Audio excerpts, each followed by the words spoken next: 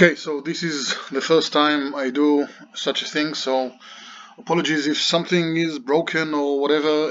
If there are any comments about this, then please let me know.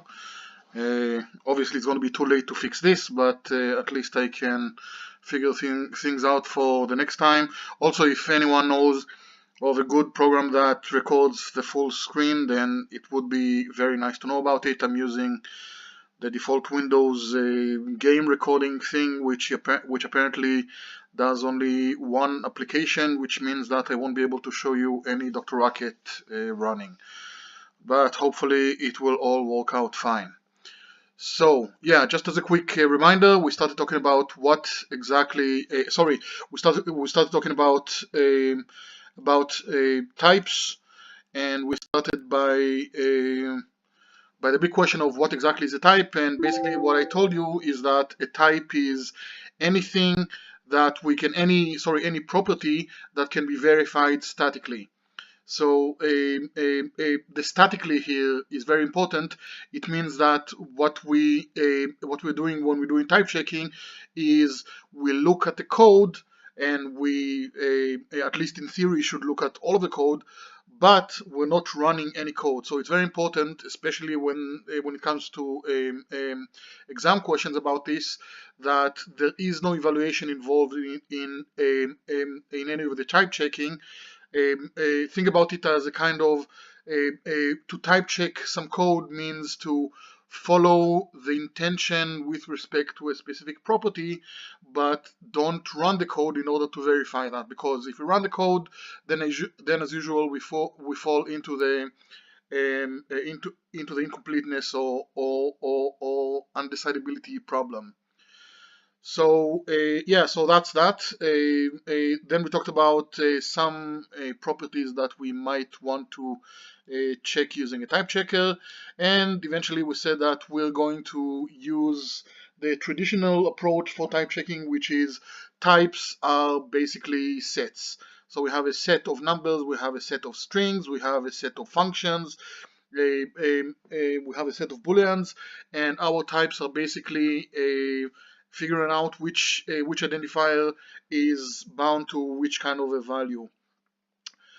Note, by the way, that when we start talking about this,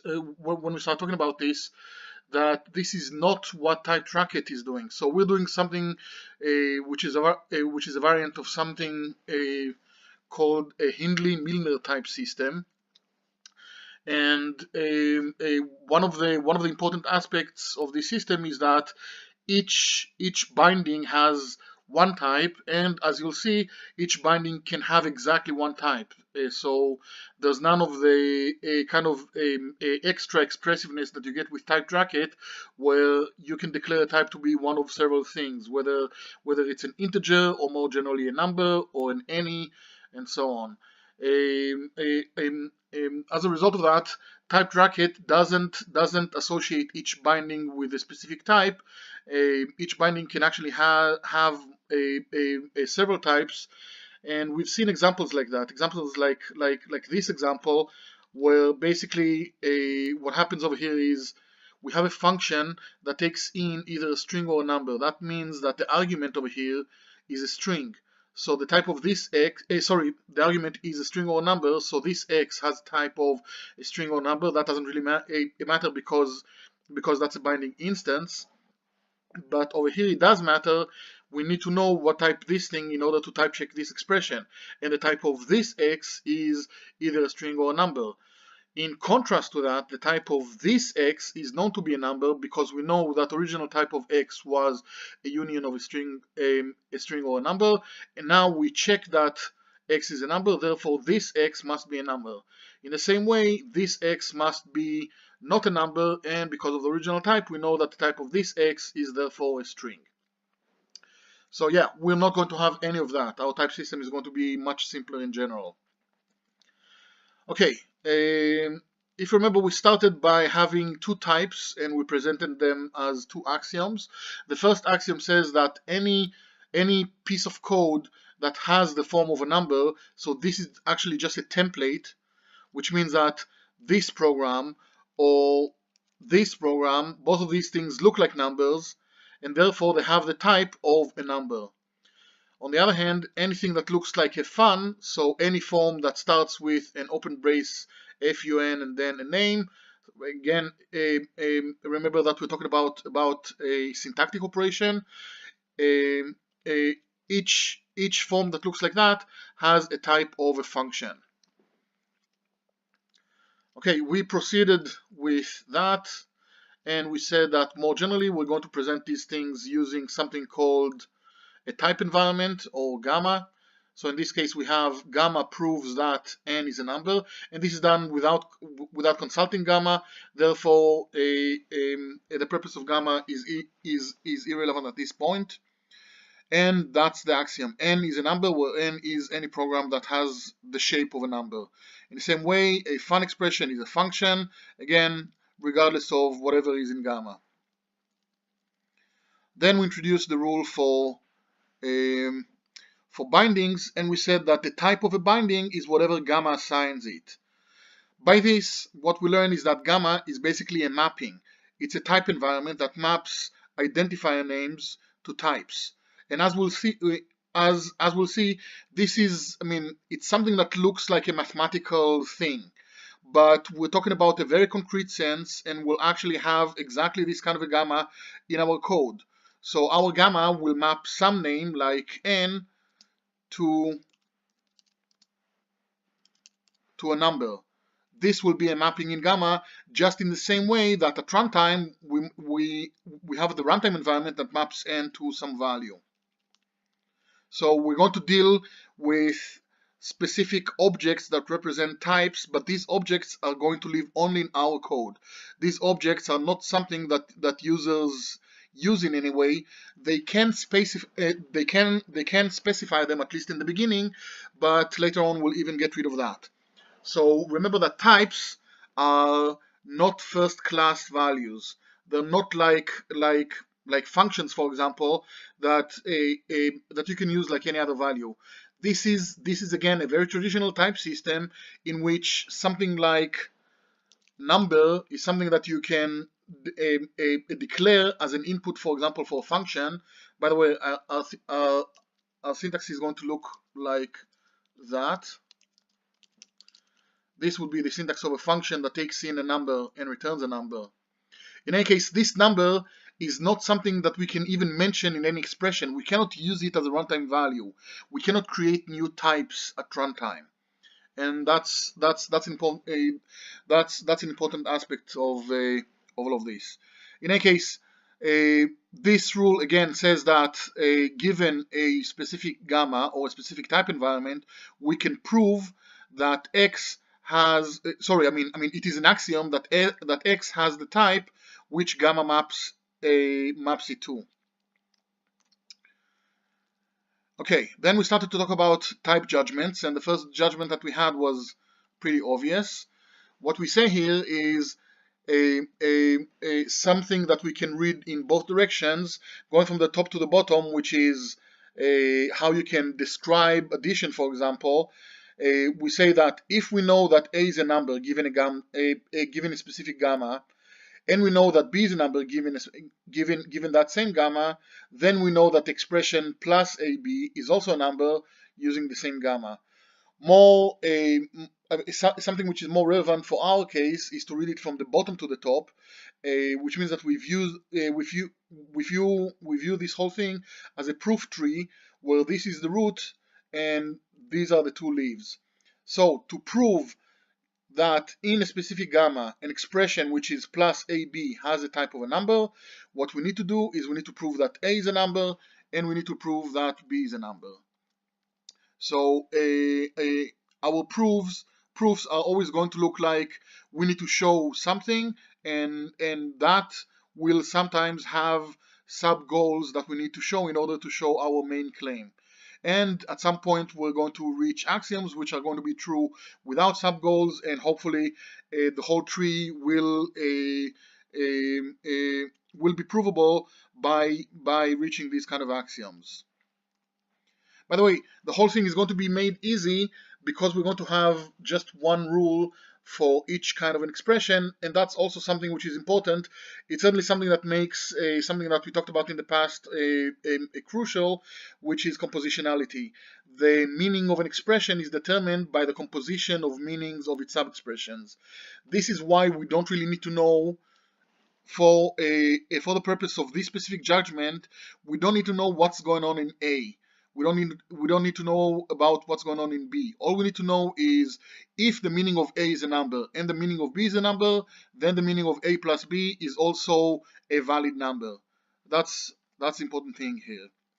In any case, when we try to do the same kind of a judgment rule for function calls, we run into a problem, because if we want to show that call fv has some type, by the way, I'm making f and v capital here because, again, these are pattern variables. Basically, they're metasyntactic variables that stand for two expressions. So if we have an expression that looks like a call fv, then we need to show that f is a function, obviously. We need to show that v is some value, but we don't even know what kind of a value, and we certainly don't know what the result is going to be. So in order to resolve this, we said we need more than just a single opaque type for all functions. We need to know a function from something to something, and therefore we're not going to use function for our type for our function types. We're going to use some type tau a, and sorry, we're going to use a new constructor type. Actually, I'll use just ASCII for that. No. Okay, I don't have a lowercase, sorry, a small b apparently. Let's make it an O. And let's make this an I. So yeah, so we're going to describe functions as a type constructor, which is an arrow. We're going to use infix to make it simple, just like we used in TypeRacket. And we're going to say that a function is some type arrow some type. And note that this basically means that we have an infinite number of types because we have a generic type constructor that we can construct any number of types using it. By the way, we will also in some cases write things that look like that, and we're going to decide that the arrow associates to the right, just like we did with the carrying business. In any case, if we want to show the type of call fv, we need to know, first of all, that f is indeed a function. So we need to know that f is something that goes from some tau I to some tau O, from some input type to some output type. We need to show that v has not just any tau a, but v should have a type tau I. So v should have a valid type as an input for the function. And given these two things, we would know that the call has a valid tau O type.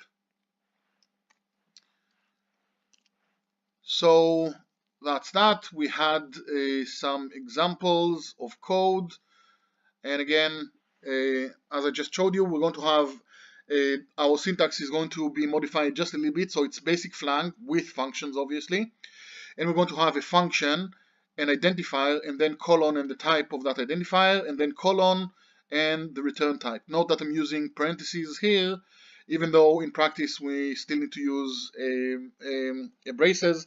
But again, this is not for long because eventually we will get rid of these types as part of the syntax. In any case, we have a function that takes x, which is a number, and returns a function from numbers to numbers. And the return expression is a function that takes in y, which is a number, and it returns a number, and then the body is plus xy. So this is going to be a valid program in our Piki language. So Piki has this syntax. It has two categories, which means that we're going to have two top-level non-terminals and therefore two kinds of parsers. We're going to have the same parseexpr for regular Piki code, and we're going to have a parse type to parse types.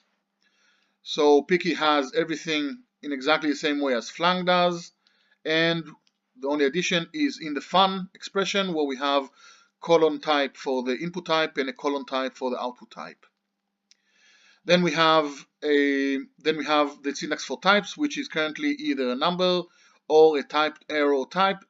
And to avoid the usual mess of dealing with a general parser, we're going to say that everything is fully parenthesized.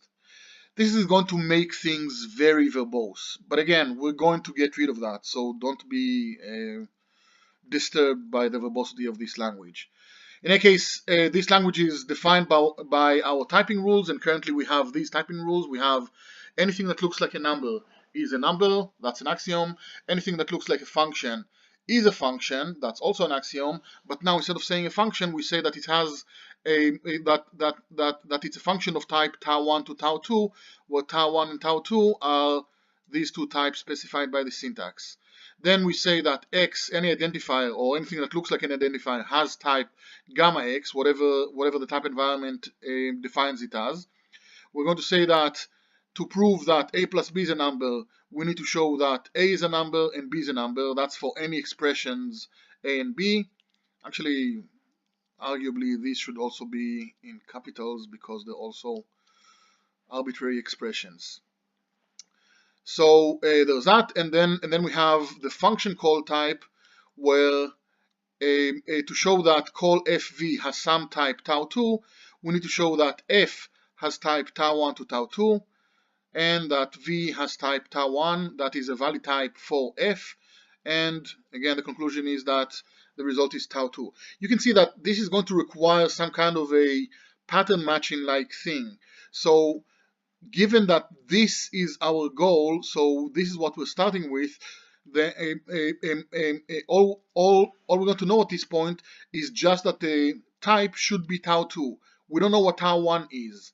So we need to make sure that f types into some function that takes some tau1 and that v should have the same type tau1. Alternatively, we might type check v first, see what type it is, and then try to prove that f has type tau1 to tau2. But again, we're dealing with a very kind of a limited type environment, which means that a type system. This kind of a Hindley-Milner type system, in which types are very simple, and specifically we don't have any case where there's a choice between types, and that's going to make everything much better in the future. Okay, so yeah, we're still missing the type checking for functions. For example, right now we take this as a valid number to, actually let me write that, number to number function. Why? Because it looks like a fun, it has an input type of a number, and it has an output type of number to number. So we conclude that this is a function that has that type, and if you remember, what we said is that this is an axiom. It's this line. So we said that this is an axiom, and obviously that's incorrect. We need to actually verify the code. We shouldn't just believe whatever the programmer wrote. Okay, so in order to deal with functions, we have this kind of thing. What we're going to say is, to show that a function has type tau1 to tau2, okay, a function with the type annotations tau1 and tau2, and again, these things are declared, so now there's no pattern matching. This is kind of like verify that whatever is written over here is correct. But again, later on, we're going to get rid of it and make all of these type annotations become much better. So to show that this function has that type, what we need to show is that given a type environment gamma, which is the same as before, extended with mapping x to tau1, given that, we can prove that the body expression has type tau2. And again, if you read it from the top to the bottom, it also makes sense. So from the top to the bottom, it says that if we know that some type environment has an assumption that x has type tau1, and in that type environment E has type tau2, then we can abstract E over that x, and the result is going to be a function from tau1 to tau2. Okay, so with we can view these two rules as kind of like two rules that complement each other. You can think about it as, actually I should have the whole language again, yeah. We should look at these two rules, and we can see that basically this rule is the rule that eliminates an arrow. So if you have an arrow as a proof goal, this gets rid of that arrow. There's no arrow over here. This thing introduces an arrow. So this rule, the root in this rule has no arrow, and the result, one of the sub goals in the result, does have an arrow. So this is also very common, a very common thing to have in type judgments, that there is usually an introduction rule and an elimination rule for each kind of a type. And again, it's the same thing that I told you many times, that very often in programming languages you find features that introduce something with a mirror feature that uses that thing. And again, there's some examples of type proofs over here. You can go over them in your free time. And we're going to just proceed forward to towards the implementation. I'm trying to get to that quickly, and obviously I already failed. I have no idea to know how much time this thing has been running. Apparently 20 minutes. Okay, that's good. So this is all of our syntax, and again, it's just like Flang. We slightly extend it using a comparison expression just to make things interesting, and obviously an if expression. Because we have a comparison expression, we also have other types, but we'll go over that in a second. We have the same call expression, again with a call keyword. We have a fun expression with a place for the colon type for the input type, and a colon type for the output type. As far as types go, and again, there are two types here, this guy and this guy. And the different kinds of types that we have are number, Boolean, or an arrow function, which is a type constructor. So we have the same rules that we had before that, and we're also going to add our Boolean into this mix, and the Boolean is pretty simple. It's exactly the same rule that we had for an addition expression, except that our conclusion is that the smaller than AB has a type of a Boolean, but the goals are the same. Now comes the question of what should we do with an if expression. So when we have an if expression, it's going to have all of the usual syntactic parts, a condition, a then part, and an else part. And obviously the first thing that we need to know is that the condition type is a Boolean. This is a strict language. Again, it's a byproduct of this Hindley-Miller type system. We're going to use strict Booleans for condition expressions. So yeah, we need to know that C is a Boolean, but we have no idea what what T and E, what the then part and the else part need to be typed as. Something that we could have done is to say that a T has type tau1 and E has type tau2, and then we're going to say that the result is union of tau1 and tau2. But this introduces subtypes. And again, we're going to use this HM type system, which is very simple. There are no subtypes. Subtypes basically introduce a decision, a programmer decision of which type you want to use. We're not going to have any of that. We're going to have exactly one type for everything. So our language is going to be more restricted than Typed Racket. Typed Racket, by the way, became so expressive as a need, because the whole goal was to take regular Racket programs and add the type information to them. But we're designing a completely new language, and we're going for the easy route of just making the programmer a little bit more restricted. So we're going to require that whatever type the then part has, the else part has the same type, and obviously the result can now be said to be of type tau1. So that's what we're going to do. And again, this is more restricted than the set of valid programs. as you know, you can write Racket programs that have different types in the then and the else part. We've just seen one. And this is not something that we're going to have in our type a type system. So our type system is more restricted. That demonstrates something that I said last time also, that basically deciding what your types check is basically a game of how much do you want to verify and how much freedom you want the programmers to have. Okay, so yeah, we talked about all of that, and now we have the complete language with the smaller than expression, with the if expression. We have our two simple numeric rules, only in this one the conclusion is that the comparison expression is a Boolean. And we have the two rules for functions, for introduction and elimination. And we also have our if expression, the strict version where both parts need to have the same type tau.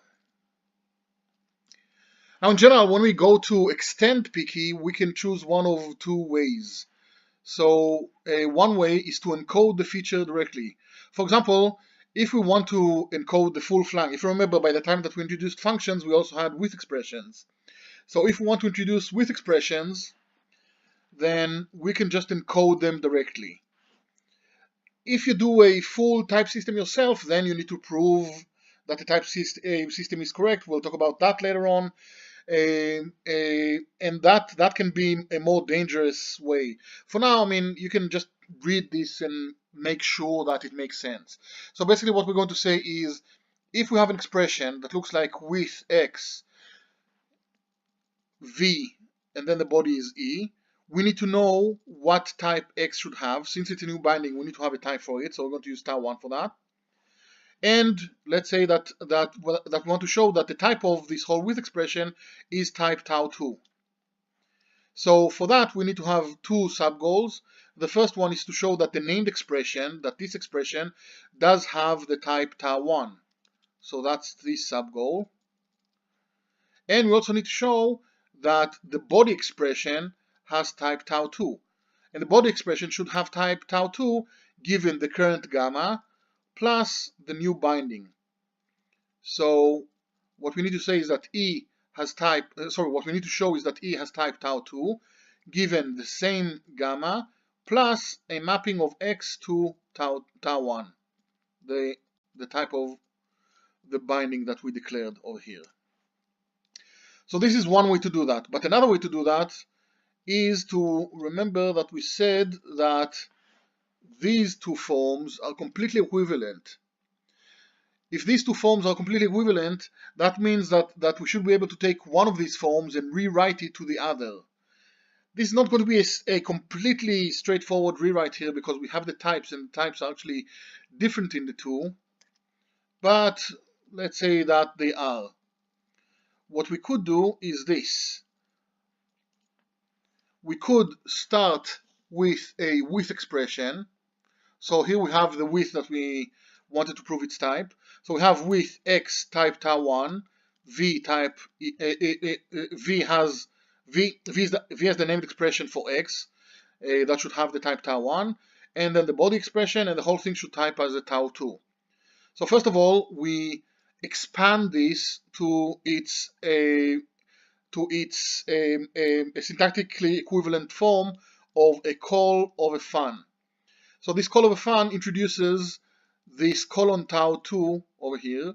So we need to show that call of fun of x with the type tau1 that returns a type tau2 with a body expression of e and an argument of v has type tau2. Then we use the same rules for call. We have one side to prove the function type and we have the other side to prove the value type.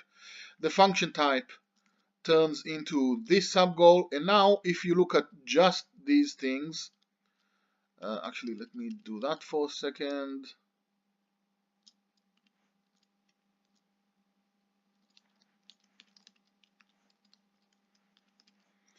If you look at the two sub-goals that we ended up with, then this is exactly the same rule that we had before. So that's a kind of way to use the fact that we have a derived expression or a syntactic sugar kind of expression, which is width that we expressed using functions, and using that derivation we also derived the typing judgment for a width. But we could have excluded that from our type checker and basically say whenever our type checker sees a width expression, then just translate that to the equivalent function call expression and then continue typing that. The two things are equivalent.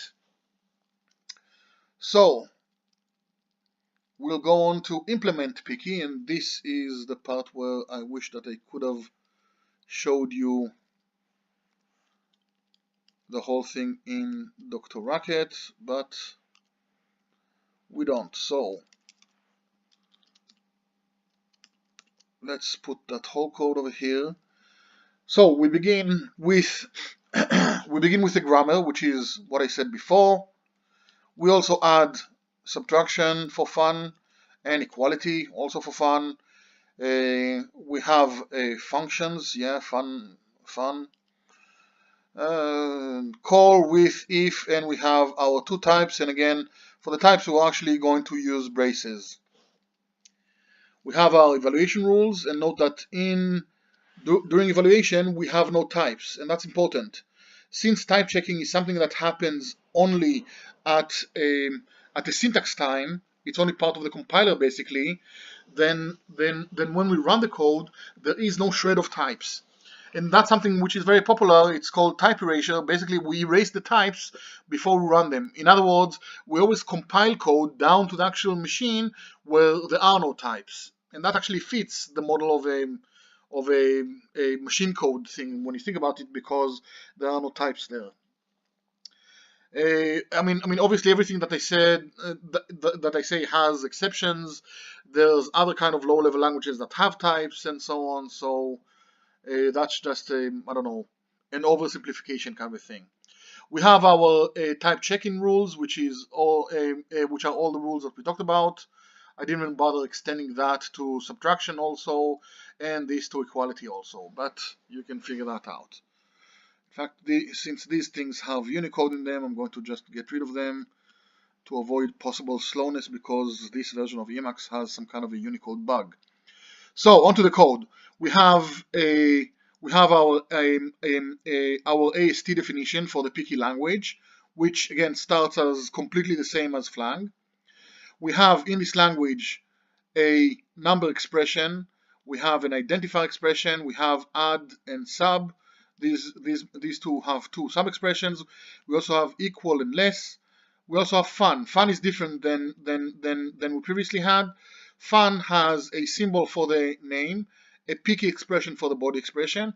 It also has these two types, and the first one is the input type, the second one is the output type.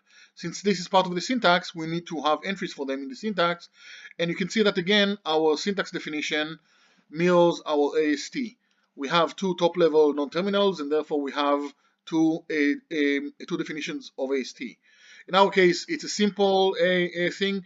The Piki code can get to a point where it derives a type expression, and type expressions don't go back to Piki code, so everything is relatively simple. In any case, that's our fun. And we also have a call expression. Same as before, we have a with expression, which has the type of the binding over here. And we have an if expression with its three sub-expressions. For types, we have either a numpty, so this is a constructor with no arguments, a boolty, again, constructor with no arguments, and we have a funty, which is a type constructor, so it has two arguments, both of them are types. And again, remember that this mirrors the syntax for types, which is a recursive syntax because of the function expression. For parseExpr, it's mostly the same as what we had before. So for example, these two things are exactly the same. When we add these expressions, again, they're exactly the same as before, including the equality and smaller than. We just translate them to the AST constructors. Same with call, same with an if. The only differences are in fun and in with. In the fun case, We're looking for something that starts with a fun, and then again we have a rule with a specific type, specific syntax error for just functions. And what we expect to see is a list that starts with a fun, and then a list that has the name, which is a symbol, an explicit colon, so this is a quoted colon, and then the input type, and then and that's the end of that list, and then we have a colon, the output type, and then the body expression. Once we have all of that, we construct a fun expression using the name, using the parsing of the body, but also we have the input type and the output type, and for both of these things we use parse type sexpr, which is the parsing function for types.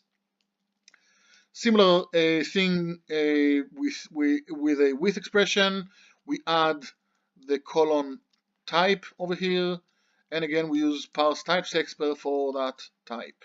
Otherwise it's the same as before. Our parser for types is again very similar. There's almost nothing there. The only slight complication is we parse the symbol number. By the way, we use a capital N just like type bracket just to make it I don't know, kind of familiar. So we parse the number symbol to a numpty type. Remember, numpty is the constructor that we declared in the AST for types over here. So we have a numpty and a boolty and a funty.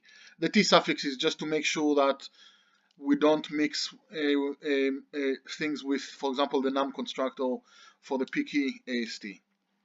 So if you have a number symbol, we parse that as just a numpty type. Boolean is a boolty type. We also parse a num and bool to numpty and boolty, just to make it a little bit shorter, so we don't have to write the whole number and boolean. And when we see a list with something and then a quoted arrow and then something, then we parse that as a funty type with the result of parsing the input type and the output type. Finally, as usual, our parser is basically a composition of take the input string, turn that into an S expression, and then use parse sexpr on the result, and parse type sexpr is going to be called as part of that. Okay, next we have, actually let's, before we look at the type checker, let's look at the actual code. Because like I said, there's almost nothing which is changed there. We have our environment.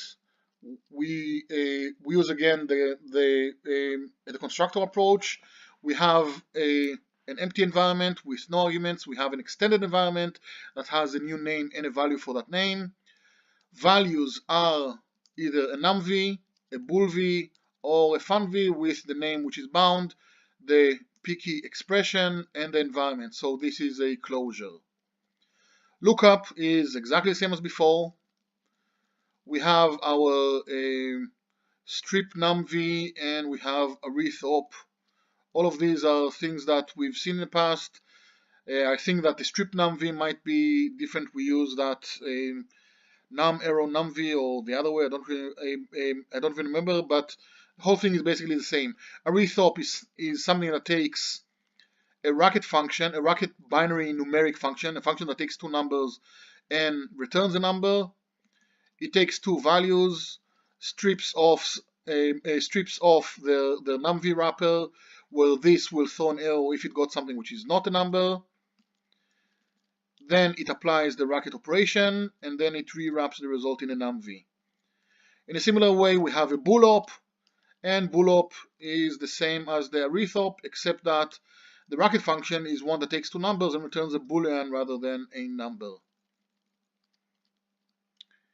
A strip num, by the way, is used by both because obviously we're using a numbers as input for booleans. We don't even have things like and so on. So the eval function looks exactly the same as before, except that now we will see that, for example, in a fun expression we have these in type and out type, but things that we're completely ignoring them. Hopefully the mouse is being rendered by this recorder thing. So the input type and the output type are completely ignored in the code over here. We create a closure without these types. In the same way, when we have a with, we ignore the type. You can see that type is not mentioned in the body in any place. So again, we have our other rules. We have if that we have seen in the past, and you can see that over here we have a kind of a strip bool kind of a thing.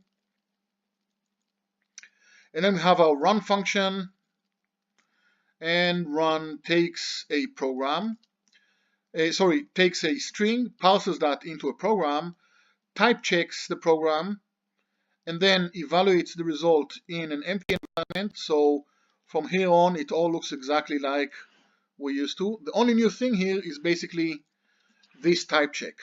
And one thing that you can obviously see is we're using type check, we're calling type check, but we're not using its result, which means that we expect type check to be a function that returns basically a void result, a useless result, because we're calling it for its side effect, which means that type check is not going to be a Boolean function that returns true or false whether the code type checks. It's going to be a void function that's simply going to throw an error if there is an error. Okay, so to type check, actually we'll talk about that later, but you can obviously see that type checks, a type check takes the program to type check or the expression to type check and what it should type check as. In this case, we expect the program to type check as a number, and we start with the empty type environment, which again we're going to go over that. Then we get a result with a numv and so on. Note, by the way, that this error is something that we never reach. And the reason that we never reach this error, or the reason that we hope that that this error is never reached, is that we hope that our type system is sound. So when we prove a type system correct, there's one proof, which is to show that it's sound, which means that we don't do any inferences that are bogus, and we also show that it's complete, that any expression in our code is something that can be type checked. In any case, once we type check the program, assuming that our type checker is correct and it's sound and so on, we know that the result must be a number. So we know that this can never be reached. In a similar way, if we look at this guy,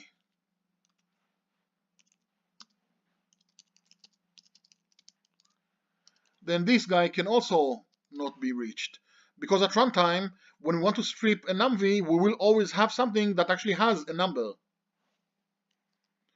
Same thing goes for a Boolean. This case is never reached. Same thing also for a function call. In the case of a function call, again, we'll never get anything which is not a function. So this case would never be reached. In other words, if we were trying to, I don't know, have a homework on this thing, there's going to be a bunch of things that cannot be covered by test cases, at least not by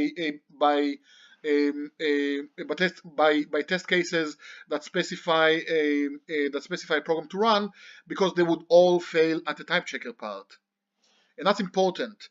The thing is that to not have these things, we should somehow let TypeTracket know that this case is never reachable. And the thing is that obviously we know that the TypeTracket, a type checker, is something which is too weak to even do simple numerical inferences.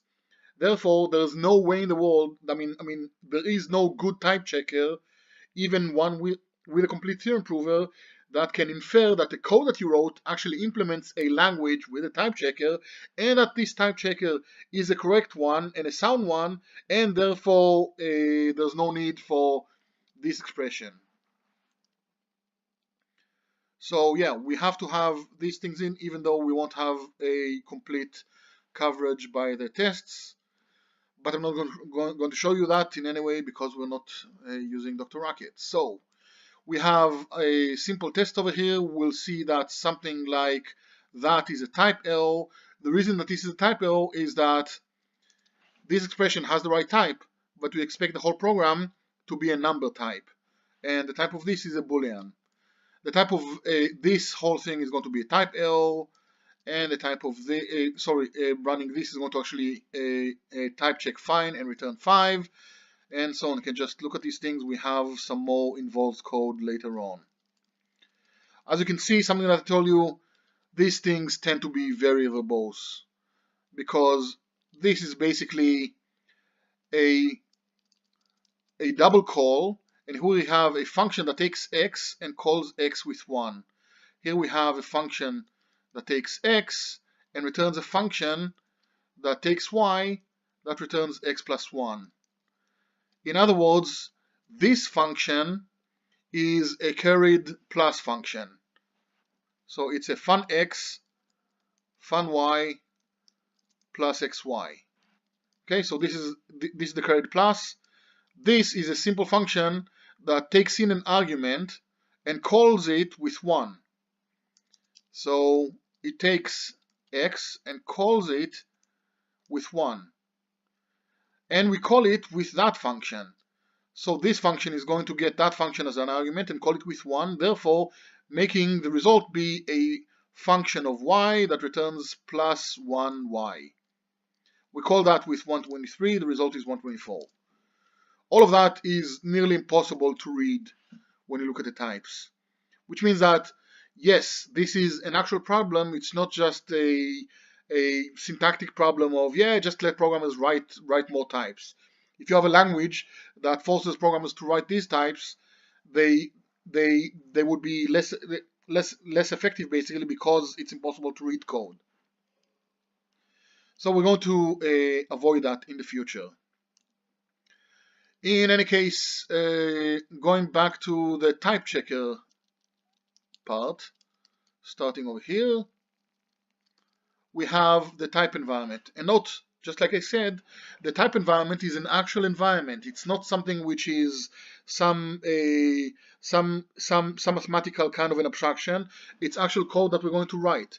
So we have a type environment, which is very similar to our regular runtime environments. It has an empty type environment constructor, and it has an extend type env, which takes a symbol and a type in this case instead of a value, and the previous type env. So the only difference between this guy and our runtime types is that over here we keep types, and over there we keep environments. Values. For the same reason, our lookup looks just the same. Our lookup is going to throw an error if we reach an empty type environment. So we have this throwing an error, and if it's an extended type environment and the identifier is the same as the name that we're looking for, we're going to return the type. Otherwise, we're going to throw a type lookup. To proceed with a type lookup of the REST environment, the previous environment that we extended. Type check, that's the main function that we called. So type check takes an expression which is a P key. It takes a type which is of type. But note that I'm using type as several things. Type the racket binding and type the racket type, which stands for an actual type that we're actually talking about. And it also has the type environment. Okay, so this expression should type check as that type in that type environment, and if you remember, we use that function over here to say that the whole program should type check as a number given the empty type environment.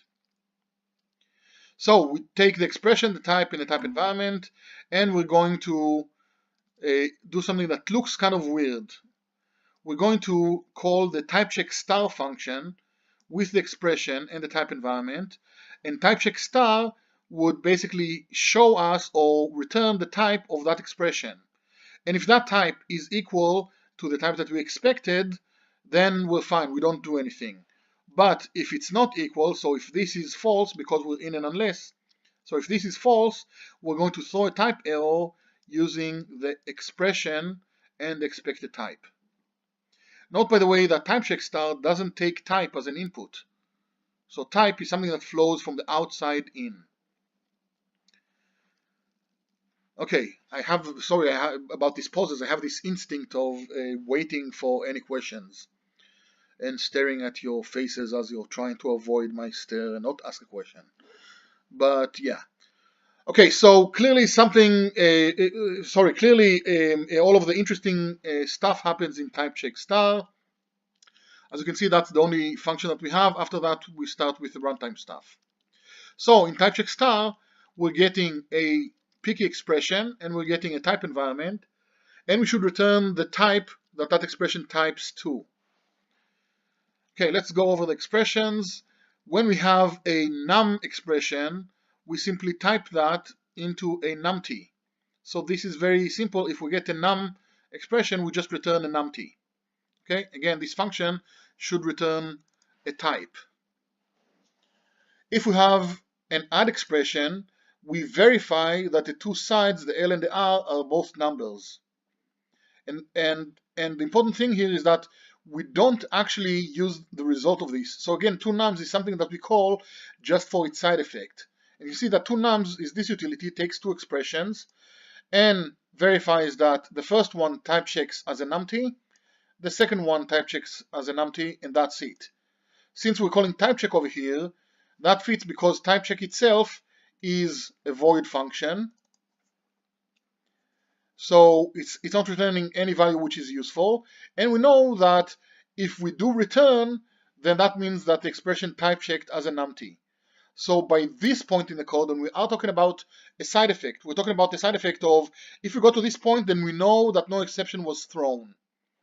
So if we go to this point, then we know that the expression is a valid and it's a valid numt. So we return the numt as the actual type of add after we verify these two sub goals basically.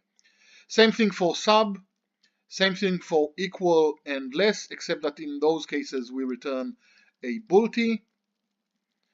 And now we get to the interesting cases. Actually, let's do if first. So if you have an if expression with a cond expression, then expression, and else expression, we're going to first of all verify that the condition expression type checks as a boolty in the current gamma, in the current type environment. And then we're going to use type check star on the then expression using the current type env. So this means we don't care what type the then expression is as long as it type checks. It looks like when we call type check star over here, we'll get the type of then expression, which means that any type would work, which means that an expression would work, but not any expression would work here. The thing is that if you consider the whole program, let's compare these two things. Over here, when we run the code, we use type check just to make sure that the program has type numt. Now, a cute exam question would be to say, let's say that we get rid of this whole type check, or as a step towards getting rid of it, we want to use it as less as possible. So let's use type check star. Okay, no matter what. Type check star takes an expression and a type environment. It doesn't take the expected type, so it would look like that.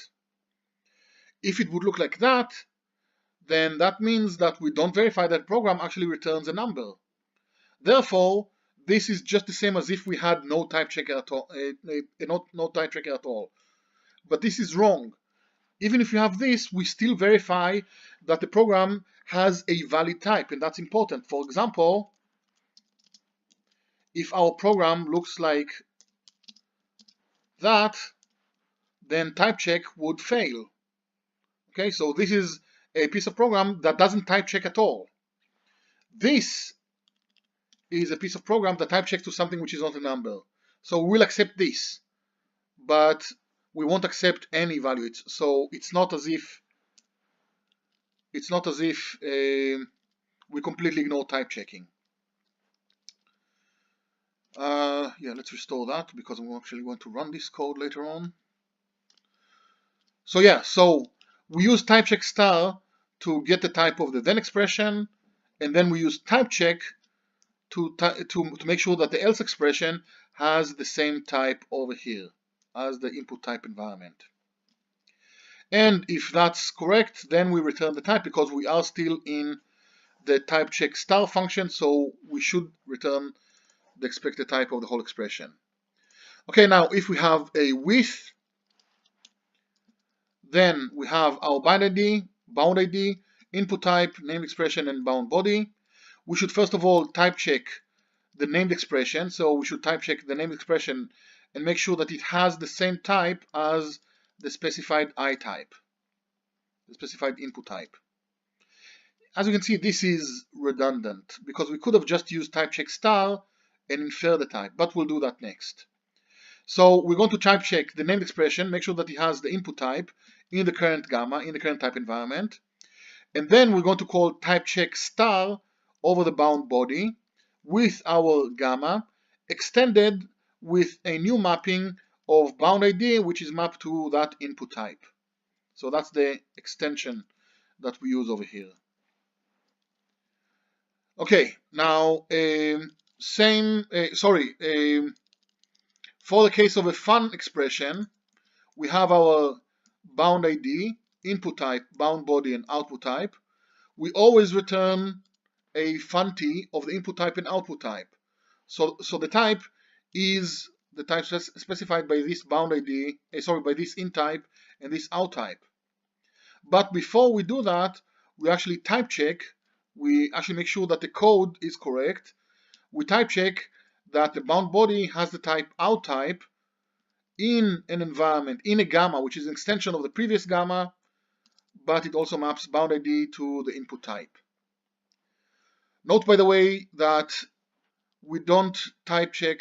That we don't type check the input, the input type. That's something that we should expect from whoever calls us by the fact that we actually keep the input type information as part of our inferred type for the function expression. Okay, then we have a call expression, and a call expression looks at the fun expression. It type check stars it in order to get its type, and the expected type should be a funty. If it's not a funty, we're going to throw an error saying that we were expecting a function. You can see that this is already something that we would do when we check the types. So if it is a funty, then we're going to type check the argument in the current gamma, make sure that it has the type which is the input type for the function, and the result of the whole function call is going to be the output type of the function. By the way, something that okay, I don't remember now what I wanted to say about that.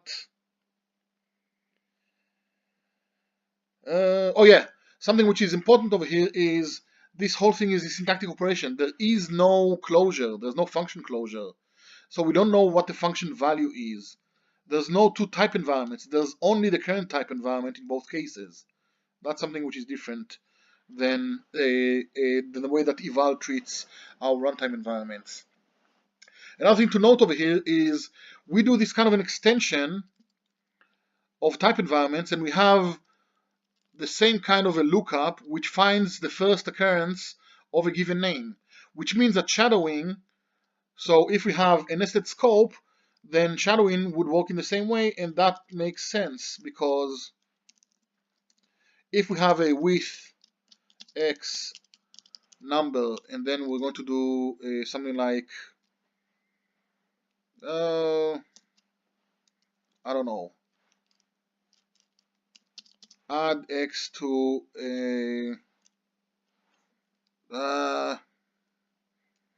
to with x boolean, and the value of x is going to be smaller than x10, and then we're going to return x over here. So say if x, then 10, otherwise 20.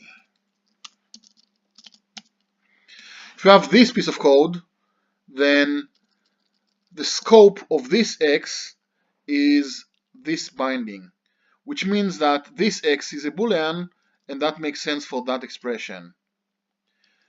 This covers this x, which means that it should be a number for the plus expression, so it makes sense that this width shadows that x over here for types as well as for values.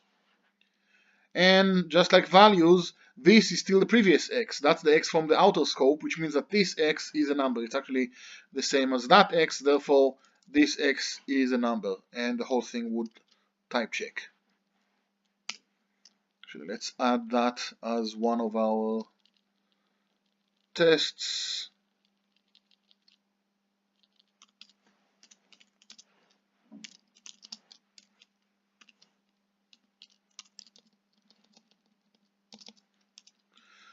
So when we run all of this, we expect it to type check, and we expect the result to be oh yeah, I forgot to write the actual value of x. Let's say that it's 0, so x is smaller than 10, therefore this is true, so we get 10 plus 0, so the result is expected to be 10.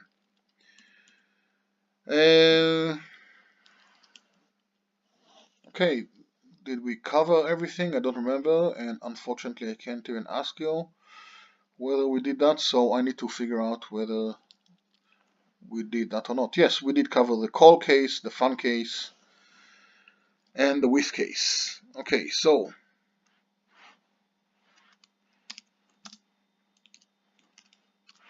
if we run the code,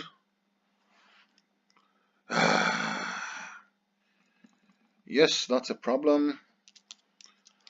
Okay. No, actually this won't work also because I need to copy the files over.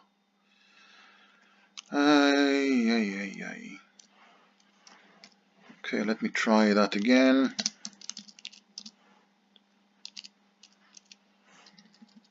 No, that won't work either. Okay, since I've been doing that for roughly an hour, I am going to stop here and record the next chunk next. Oh, exactly an hour and 2 minutes, so almost exactly.